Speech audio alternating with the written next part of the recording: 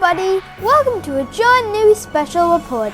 In the last episode of John News, you saw what happens when you get hurt and call 911. If you missed that episode, you can find it at ilovejohnnews.com. That's ilovejohnnews.com. After I filmed that episode, I got a brief tour of the inside of an ambulance. Here is the tour featuring Kim Woodward from Orange County, North Carolina EMS.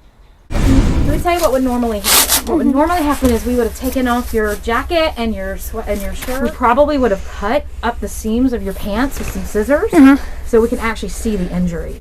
And then if you were in a lot of pain, we would talk to your parents and we would get permission to give you some pain medicine. Yeah, can you show me around this place a little bit? Do you can throw your legs over the stretcher if you want. So first of all, you're sitting on a really, really neat stretcher, okay? So this is a power lift, and so it uses hydraulics to go up and down. So this monitor does a whole lot of things. So it's a kind of a misnomer that when we do defibrillation that we're trying to restart the heart.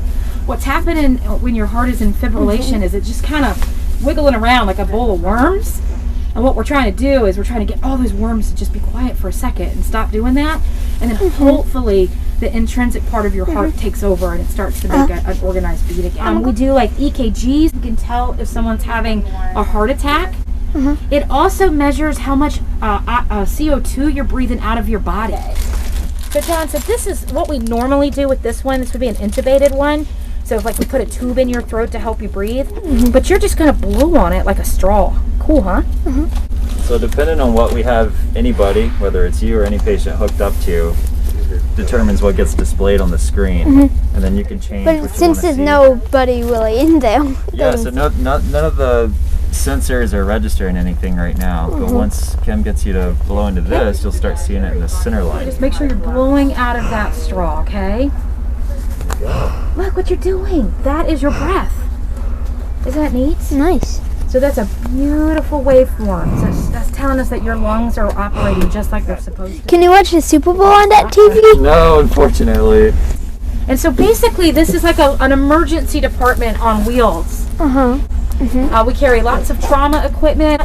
We carry IV fluids, so for people who are dehydrated or maybe they have a low blood pressure due to like losing blood. And then we carry suction, so if somebody's like throwing up or they've got something in their airway that's kind of blocking it, we can suction that, just like at the dentist, right? So have you ever had suction in your mouth at the dentist? Actually, we have some hidden features of the ambulance that people probably don't know we have. And then if you'll pull that down for me, what do you think that does? I'm not sure. It suddenly now becomes a car seat for kids. Oh, cool. Isn't that neat? Yeah, nice. You can see up here we've got lots of things to hang. So we've got oxygen. We've got the ability to hang that oxygen port up here. That's where we put the IV fluid. We've got burn sheets. We've got all sorts of... And that's our special report. Be sure to tune in for the next episode of John News. So long, everybody. Bye.